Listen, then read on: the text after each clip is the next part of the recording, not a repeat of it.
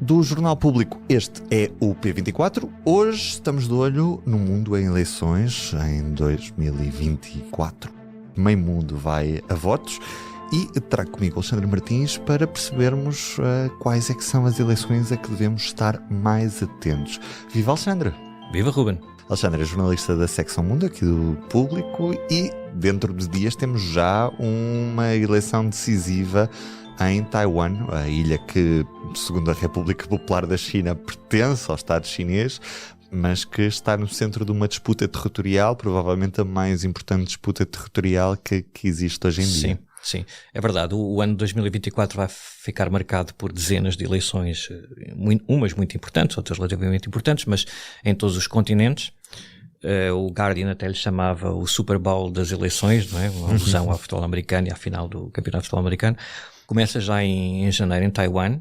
Estas eleições em Taiwan, nós vamos salientar aqui umas 3 ou 4, assim, mais importantes, depois umas menções honrosas e uma referência especial. Já vamos descobrir a que país. Em Taiwan há presidenciais e legislativas no mesmo dia. A presidente taiwanesa neste momento chega ao fim dos limites de mandatos e, portanto, vai ter de ser substituída. O partido que está no poder neste momento, os progressistas, que são, assim, resumidamente, todos os principais partidos de Taiwan são favoráveis à manutenção do status quo em relação à China. Isto é, não me chateio, ficaram assim mais ou menos as coisas como estão.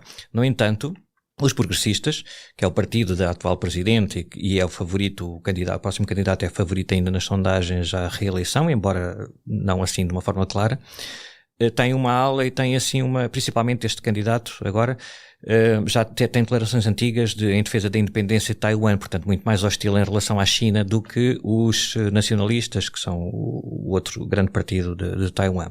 Se de facto este candidato vencer, que à partida indicam as sondagens, embora depois haja um terceiro partido que pode apoiar o segundo e confundir ali um bocadinho as contas e o favoritismo dos progressistas, mas se confirmar esta vitória dos progressistas, principalmente com este candidato, espera-se que a China reforça ainda mais as suas atitudes que em Taiwan são vistas como hostis, intimidatórias e ameaçadoras, para tentar que um certo discurso pró-independência, que não é assim muito visível, mas que existe principalmente neste partido dos progressistas, cresça ainda mais. Em Taiwan há também graves problemas em termos de economia, de estagnação, do aumento do desemprego, a estagnação dos salários e, portanto, principalmente os mais jovens estão muito insatisfeitos com esta situação e a situação de Taiwan, o problema de Taiwan com a China não é, de facto, o único tema de campanha. Todos os outros temas vão influenciar e podem também, como os progressistas estão no poder há 8 anos,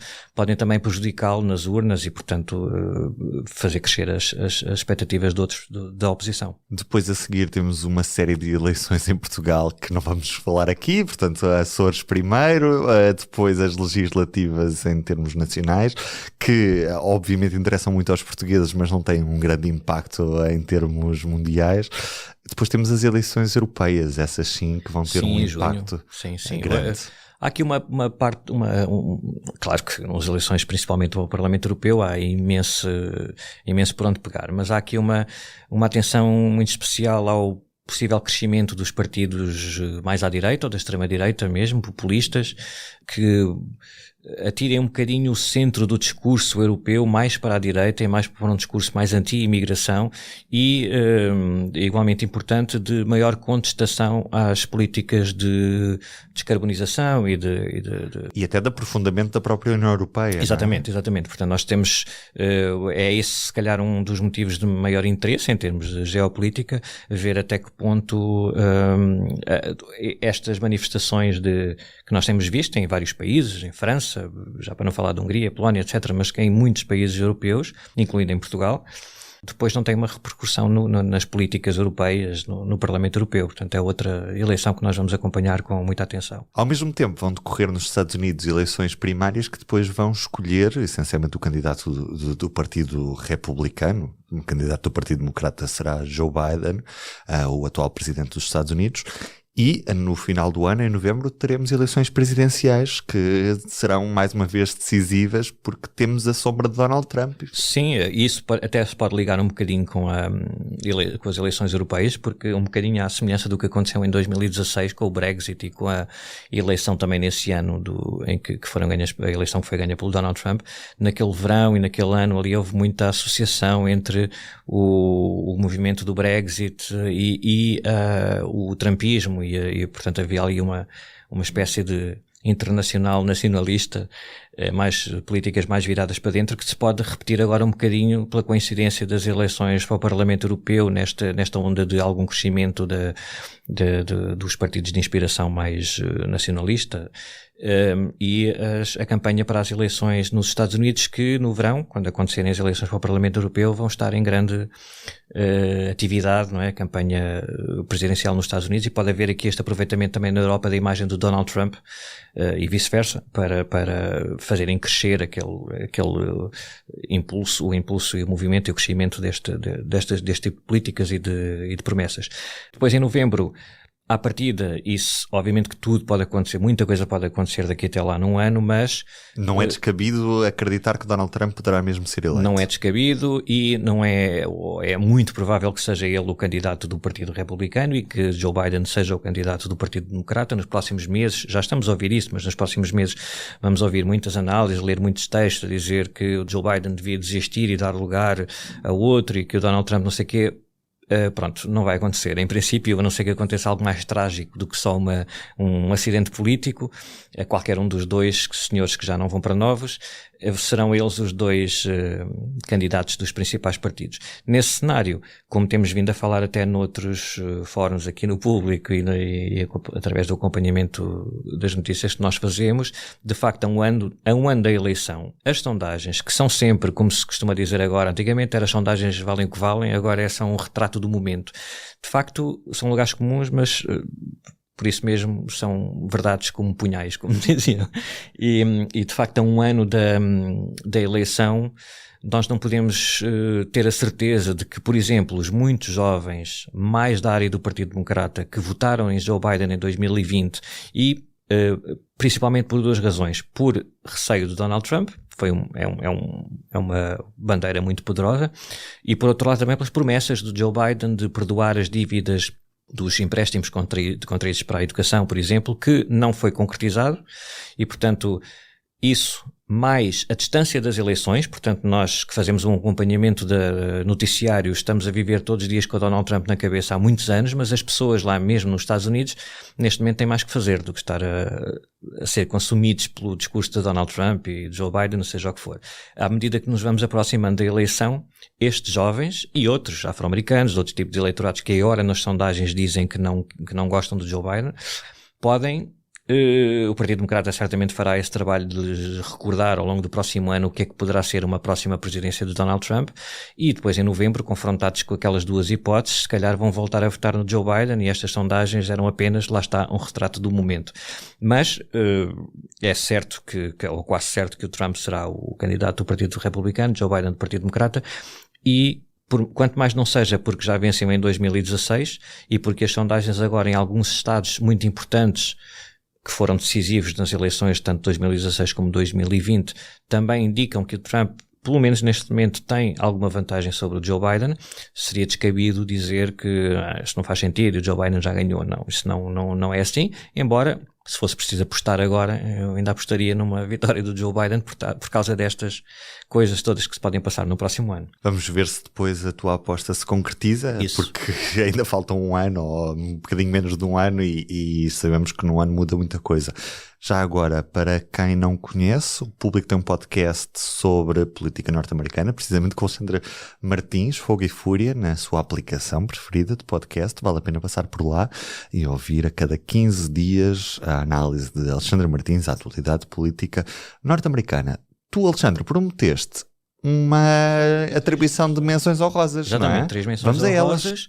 Uma, o Reino Unido, que tudo indica que vai acontecer em novembro de 2024. Com uma super maioria do Labour, neste caso, Exato. Dos trabalhistas, não é? Agora, por lei pode acontecer em janeiro de 2025, mas pelo que o Primeiro-Ministro britânico já disse, é muito provável que seja ainda em 2024, portanto faz todo sentido incluir aqui.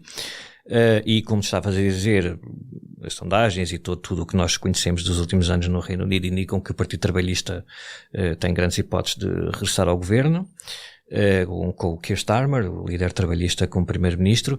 A grande incógnita aqui, ou pelo menos, não sei, se calhar outras pessoas acharão que não é assim uma grande incógnita, mas há a possibilidade, num cenário em que o Partido Trabalhista precisa, por exemplo, do Partido Nacional Escocês para formar governo ou para ser apoiado de alguma maneira, qual é que será a reação do Keir Starmer e dos trabalhistas à exigência expectável do novo referendo? E aí vai ser uma decisão difícil e as coisas tudo se pode complicar. Tirando isso, claro que há a questão das consequências do Brexit e dos problemas também da estagnação da economia britânica, tudo isso vai influenciar, obviamente, mas do ponto de vista de quem está de fora do Reino Unido, interessa também, assim, uma forma mais voyeurística de olhar para a possível desintegração do Reino Unido ou do início. Temos este aliciante na eleição britânica. Em qualquer dos casos, as sondagens mostram que é um cenário pouco provável. Exatamente, mas pronto, vamos só aqui. Está em cima da mesa. Toda a gente pode fazer cenários, nós também. Claro que sim. Depois temos, ou antes disso, em abril na Índia, também é uma menção honrosa, porque apesar do favoritismo do Narendra Modi e do partido dele, há ali uma insatisfação também em alguns aos setores da sociedade com o que é percepcionado como um ataque à liberdade de expressão e a uma deriva antidemocrática que pode penalizar o Modi. No entanto, em termos internacionais, do ponto de vista dos Estados Unidos, a esperança é que o Modi vença, o partido do Modi vença, porque o Narendra Modi está a ser agora o veículo através do qual o Joe Biden tenta desviar a Índia da Rússia e da China, trazê-la mais para o lado do Ocidente, dos Estados Unidos. Portanto, é de todo o interesse dos Estados Unidos que o Modi vença. Para terminar as menções honrosas, temos a África do Sul, que ainda não tem uma data, mas o principal atrativo ali será a expectável perda de maioria pela primeira vez do ANC, do histórico ANC, desde a libertação de Nelson Mandela e do fim do apartheid há 30 anos. Portanto, isso será também um resultado histórico, se verificar. Para quem gosta de eleições, vai ser um ano extraordinariamente incrível. Eu, que as adoro, vou estar nas minhas 7 quintas. Portanto, eleições todos os domingos, ou todas as semanas, nem toda a gente vota ao domingo, não é? Estados Unidos é um ótimo exemplo. Exatamente. Terminamos então com uma referência especial, porque sendo uma eleição, é uma daquelas em que dificilmente o resultado será uma incógnita. Na Rússia, em março, o mais provável é que Vladimir Putin seja reeleito para mais um mandato como presidente. Eu não percebo a tua dúvida, Alexandre, com essa mais nós temos sempre de pôr estas coisas. Não pode ser assim, não é? Senão nós não estamos ainda no momento. Não? O que nós sabemos é que o Putin está como primeiro-ministro ou como presidente há 25 anos, em 2024 fará 25 anos no topo da política da Rússia. Ele foi primeiro-ministro entre 1999 e 2000, depois presidente de 2000 a 2008, depois primeiro-ministro de 2008 a 2012 e é presidente agora desde 2012. Aqui o que é que nós podemos dizer sobre esta eleição que nos está a deixar assim em pulgas? É que em 2021, em referendo, foi aprovada uma série de reformas constitucionais, incluindo uma que permitiu ao Putin ser reeleito pelo menos até 2036, portanto mais 2 mandatos, que nessa altura, se aí chegar, terá 84 anos, portanto um bocadinho mais idoso ainda do que Joe Biden neste momento. E outra alteração também em 2021 é que um russo só se pode candidatar à presidência da Rússia se tiver vivido pelo menos 25 anos na Rússia. Portanto, isto limita também muito o número de candidatos, que já de ser limitado por causa do que nós sabemos da perseguição da oposição, da prisão do Alexei Navalny, que poderia surgir como um opositor na eleição. Portanto, por tudo isto e por outras razões que não temos de estar aqui a explicar, não se espera que haja uma grande surpresa na eleição da Rússia, mas fica aqui a menção, portanto, honrosa. Tudo em aberto no próximo ano, exceto a Rússia. Exatamente. E agora peço-lhe 1 minuto.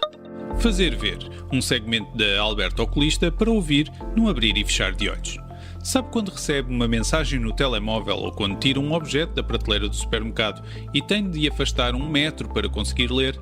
Não são as letras que estão mais pequeninas. Se já chegou aos 40 anos de idade, provavelmente são os seus olhos que veem pior. Mas se já usa óculos para ver ao longe, pense 2 vezes antes de comprar outro par para ver perto, porque em vez de começar uma coleção de óculos, se calhar o melhor é escolher uns óculos de lentes progressivas.